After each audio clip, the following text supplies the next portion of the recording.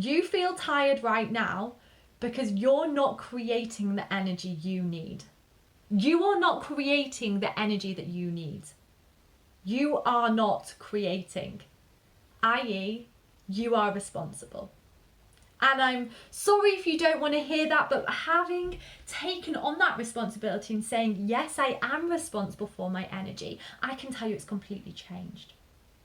Okay, so get your pen out, start writing. This is strategy number 1. And I've started with one of the ones that really lights me up. It's the one that I discovered first, and that is move. Move your body. Your body is designed to move. It's not designed to sit and stagnate and break down. The age-old adage of you use it or you lose it, I think is so true in this respect. So move your body, whatever that looks like, whether it's walking or a workout or even housework, something that gets you up out of your seat. And that movement gives you this natural mood booster, those endorphins that are released after exercise. And you don't have to go on a run. It can be a little dance around the kitchen. It can be a little 5-minute walk to the shop or to walk the dogs. But move your body. It gives you this boost for hours afterwards. If any of you have ever done a workout just before bed and struggled to sleep afterwards, that's why.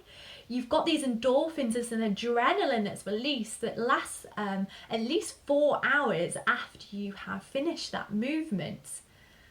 So if you can, do it in the morning, but no matter when you do, because if you do it in the morning, you get this long-lasting benefits like into the rest of your day.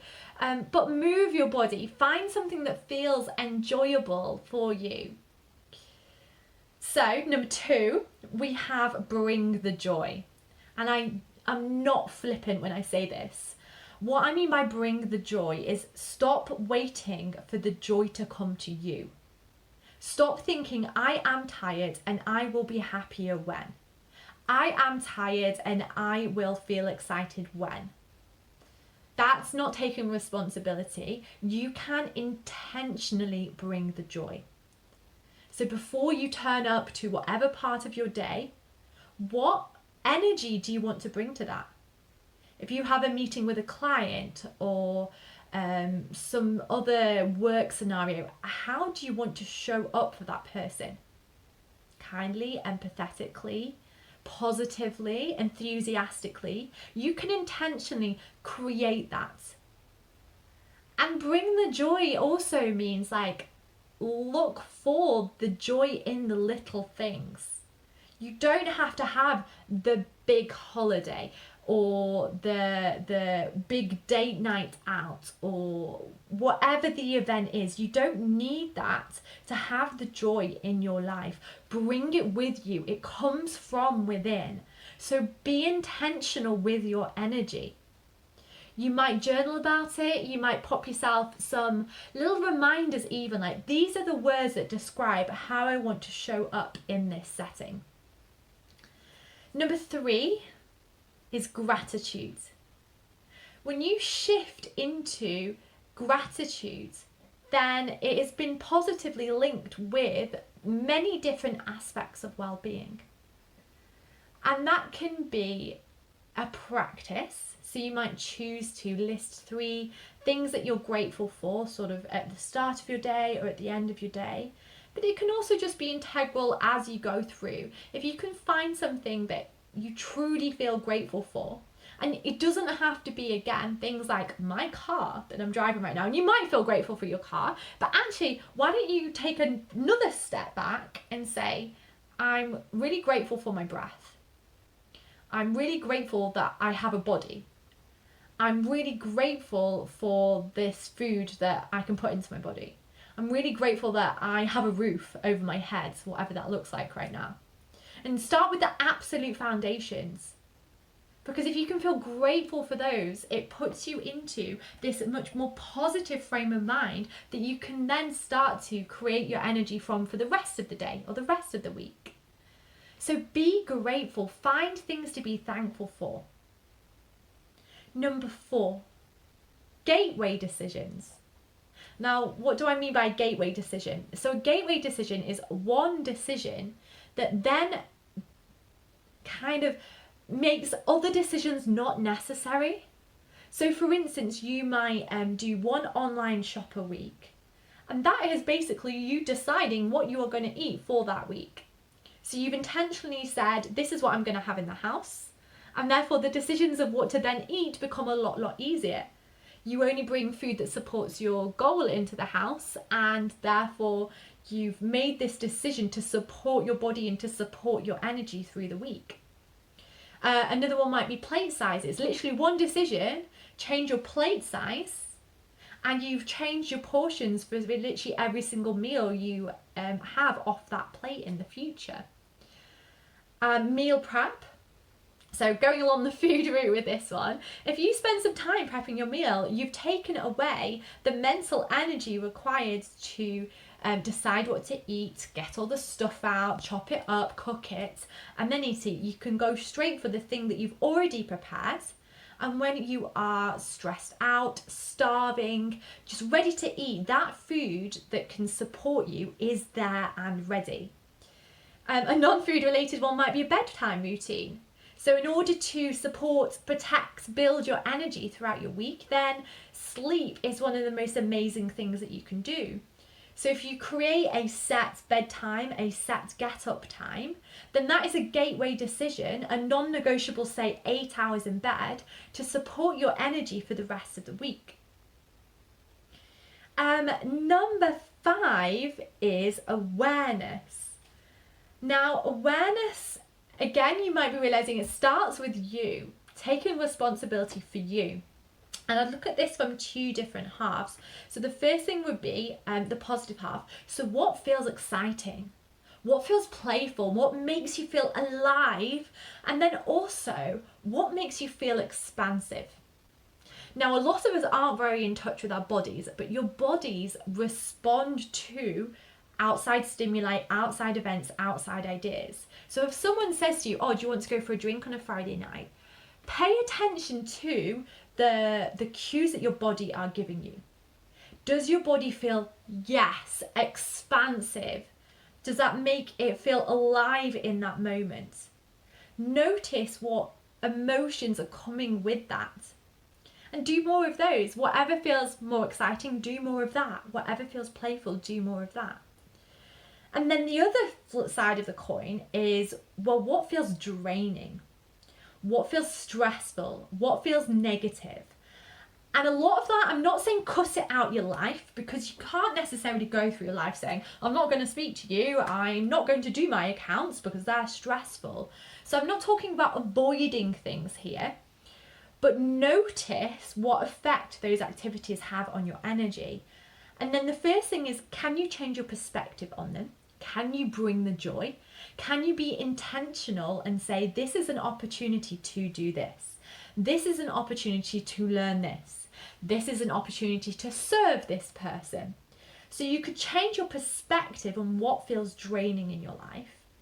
And then the second thing is if it does feel that injurious to your health and your energy, is there a way to minimize the impact of that activity?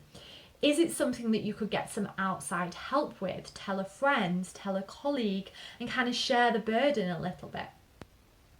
And then also in that is, if you are taking notice of what your body feels expansive, notice what makes it feel constricted and shrink.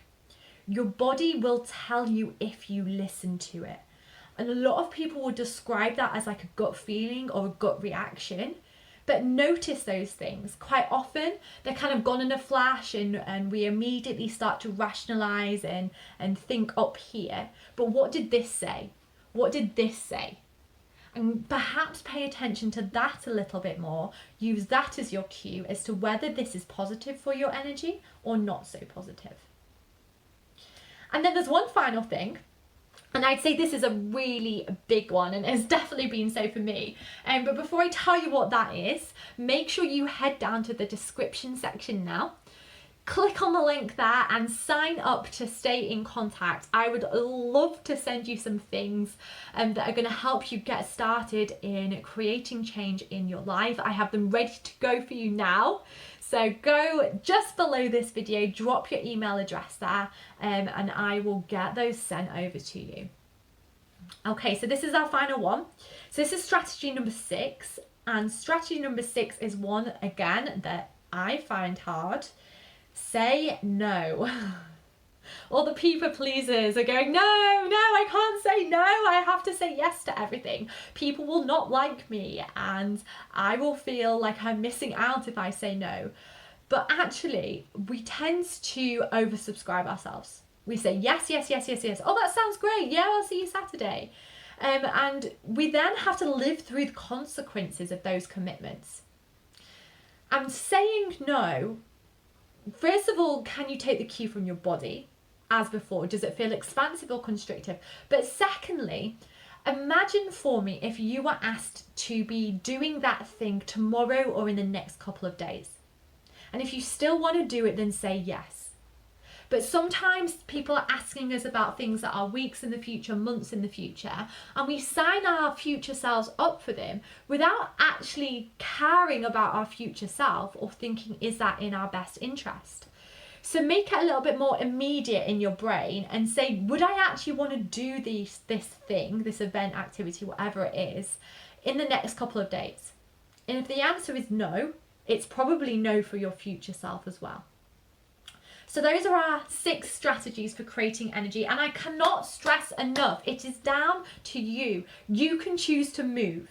You can choose to have a perspective on the things that are in your life.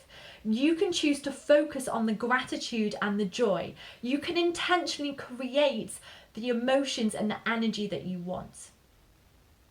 And then finally on the move thing, so when I took up exercise, and I took it up to a point, kind of like an amount of time, that at one point sounded ridiculous. Like, what do you mean working out 6-7 times a week? Who's got the time or the energy for that? And actually, once I did that, this was my biggest revelation. So it's why I'm saving it for now. I want you to go away and do this in your life. When I upped that amount of movements, my energy levels soared. And that's very counterintuitive because you think, oh, well, exercise is going to make me more tired. But actually, it was like I was living on entirely a different playing field. It completely changed my level of experience. And I could still feel negative. I could still feel tired, but it didn't have the same quality of when I had the physical energy. So I'd say I non-negotiably move and I still feel tired and exhausted, but it is a different level of tiredness. I experience it differently now just from committing to movement as a non-negotiable part of my energy. So that's my big bombshell to leave you with.